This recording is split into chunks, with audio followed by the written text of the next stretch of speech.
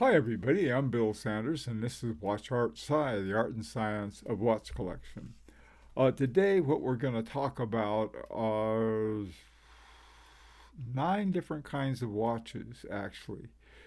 There are going to be three, two from the luxury sport, one from the regular guy sport, two from the luxury dress watch, one from the regular guy dress watch, and finally, two what are I call daily watches when you wear every day, luxury daily watches, and then regular guy daily watches. Okay, so let's get started now. The first one that I want to take a look at is a luxury sports watch. Now, a popular luxury sports watch is I have down in the lower right hand corner, which is a very expensive Patek Philippe um, Aquanaut. And I always get the Aquanaut and the Nautilus mixed up. So this is the Aquanaut.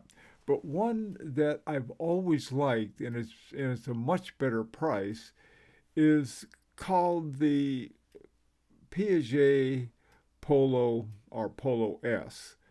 And this is has the same kind of presence. It looks a lot like it's very well made. It's got a good movement, just like the Patek Philippe Aquanaut. Okay, so I thought, well, this is something that if you want a luxury watch, you want a sports watch, but you don't have 32,000 bucks, it might be one to consider. Now, the next one is what I call a regular guy sports.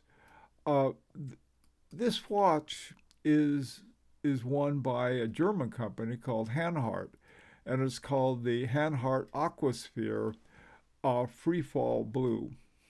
Don't know why the free fall is, but I suppose so. Maybe for diving or something. Anyway, um, it has the movement in it. It's got a Sellita movement, the SW200. It's automatic, 4 hertz, 36-hour reserve. It's the kind of thing now. 2583. That's brand new, and you might be able to. I'm sure you could get them, for less on the used market.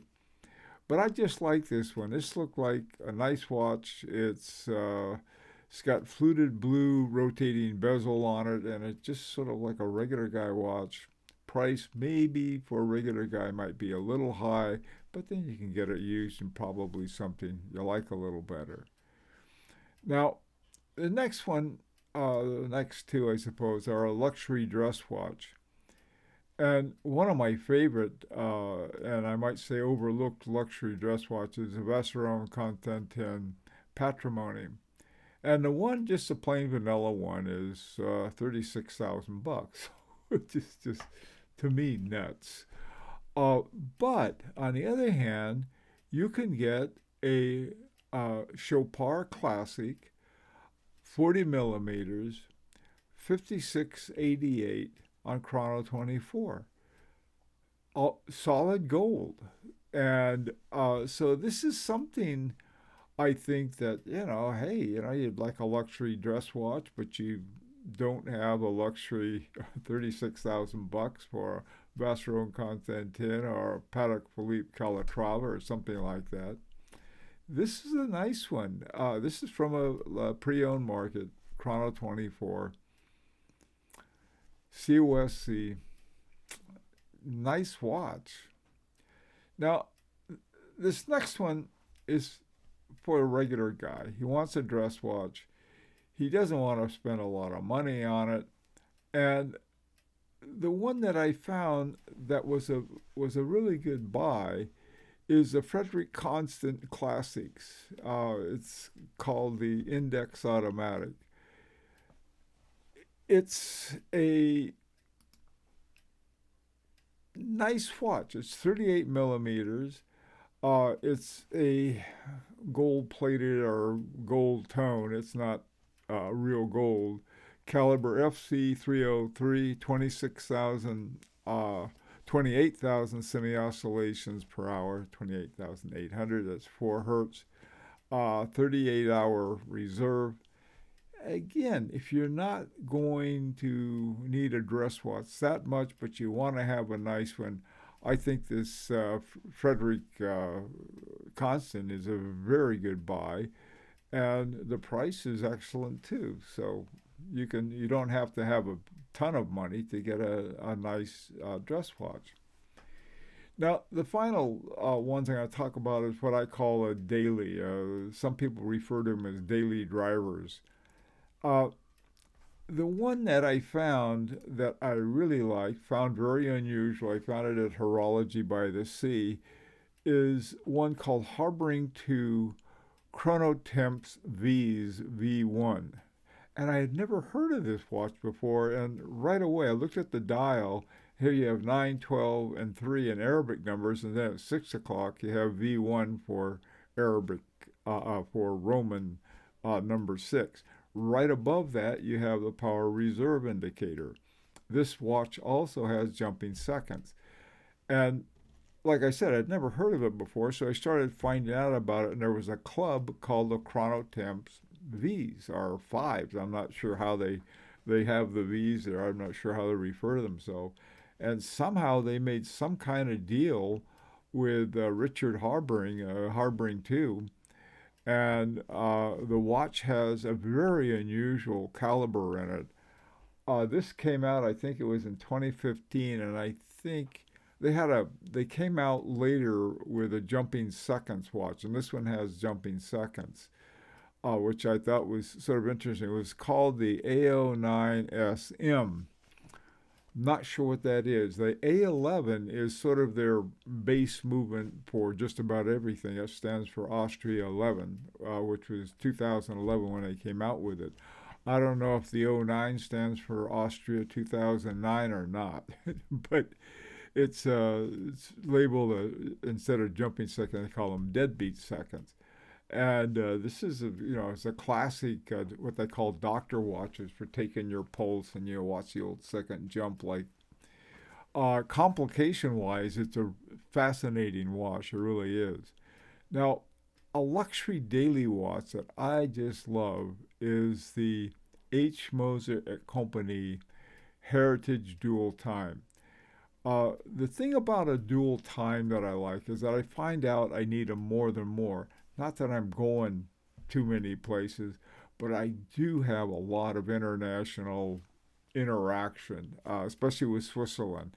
And so, I'm always checking to see, well, what time is it here and what time is it there? Have they left work already? Are they still open? These kinds of things. And it's really handy. Also, in communication with Asia, even with California from the East Coast, a GMT watch is very, very helpful.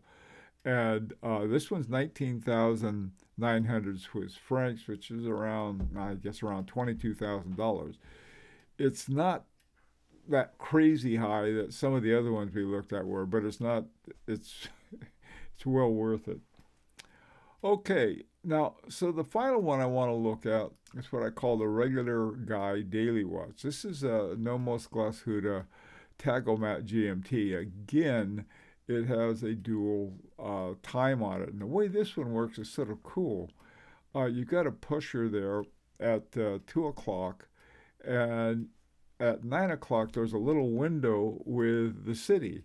Now, some of the cities have the airport code, so it helps them. Now, NYC is pretty good, but I don't think either JFK or LaGuardia are called NYC. They might be, or one of them might be anyway.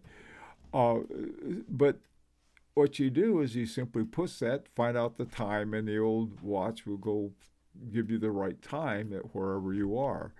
And then at 7 o'clock or 3 o'clock, you've got the time. This is a neat watch. This was the first one they had. They have something that they called the swing system, and I never quite figured out what the swing system was, but it's something that they invented. They're very proud of, and they keep talking about the swing system. I've looked at it and haven't quite figured it out yet, but it's something special for Nomos Glashütte. And this is a cool watch. Now, at $5,400, that's for a regular guy. That's getting up there. But again, you can find them for less than that, about 4,000. I found some on the used market. Anyway, here's this collection of 9 watches. Some of them are sort of, we recognize them as, that's be a nice watch to have, but I can't afford it. But there's an affordable alternative. And there's an even more affordable alternative for what I call the regular guy.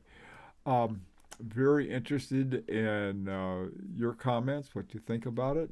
And until next time, this is Bill Sanders for Watch Outside, the Art and Science of Watch Collection.